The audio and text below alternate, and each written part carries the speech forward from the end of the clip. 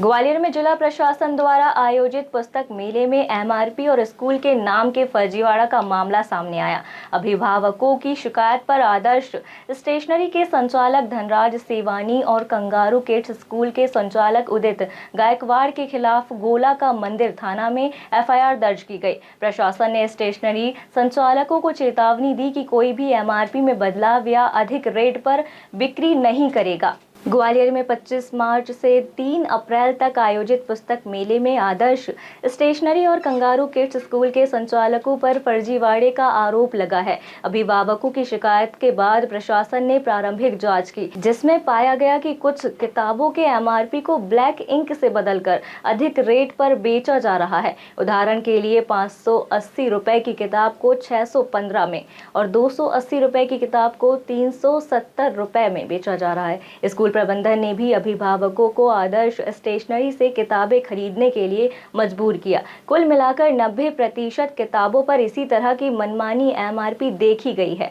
प्रशासन ने भारतीय दंड संहिता 2023 की धारा 223 के तहत मामला दर्ज कर सख्त कार्रवाई शुरू कर दी है। जैसा आप सभी जानते हैं कि 25 तारीख से हमारे ग्वालियर में हम लोगों ने पुस्तकें विक्रय के लिए एक मेला आयोजित किया गया है। उस मेले में लगातार जो हमारे अधिकारी हैं वो विज़िट कर रहे हैं और साथ में जो अभिभावक हैं उनके द्वारा भी इसमें फीडबैक दिया जा रहा है। तो एक अभिभावक के द्वारा फीडबैक इसमें दिया गया है कि जो कंगारू किड्स की किताबें हैं उसमें स्कूल का नाम लिखा हुआ है, साथ में एमआरपी कहीं नहीं लिया हुआ है उसमें। तो एमआरपी नहीं लिखा हुआ और उनको लगभग 10 से 11 हज़ार में वो किताबें उन्होंने सेल की है। तो एमआरपी लिखना अनिवार्य है। और दूसरा, जो किताबें हैं उनके प्रकाशक का नाम होना चाहिए, उनके मुद्रक का नाम इसमें होना चाहिए, स्थान भी आना चाहिए। ये सारी चीज़ें नहीं थी। स्कूल का नाम भी उसमें लिखा हुआ है जो कि नहीं होना चाहिए।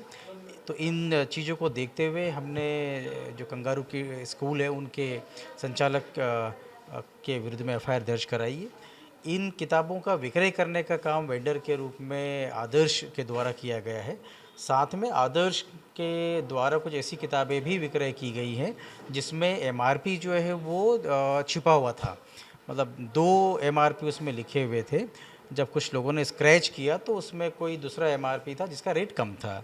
तो ये भी एक तरीके से अनियमितता की श्रेणी में आया है। उनको नोटिस जारी किया था, उनका जवाब आया और जवाब के आधार पर उनकी प्रमाणिक तौर पर गलती मानी गई है, इसलिए उनके खिलाफ भी इसमें एफआईआर दर्ज की गई है।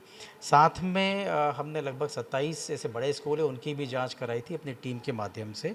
और जो हमारा अधिनियम है उसका पालन ये लोग करें, इसके पालन में। तो उसमें लगभग 10 स्कूल ऐसे रहे हैं जिसमें कुछ कमियां पाई गई थी, उनको नोटिस जारी किया है। उन नोटिस के जवाब उन लोगों ने दिए हैं।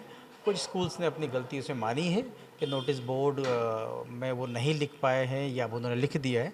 तो इनका सबका परीक्षण करने के बाद में अब हम आवश्यक कार्रवाई कर रहे हैं इसमें। सोजान से सीईओ जिला पंचायत और नोडल अधिकारी पुस्तक मेला ग्वालियर ने बताया कि अब अन्य सभी स्टेशनरी संचालकों को सख्त चेतावनी दी गई कि कोई भी एमआरपी में हेरफेर करता पाया गया तो उसके खिलाफ कड़ी कार्रवाई होगी।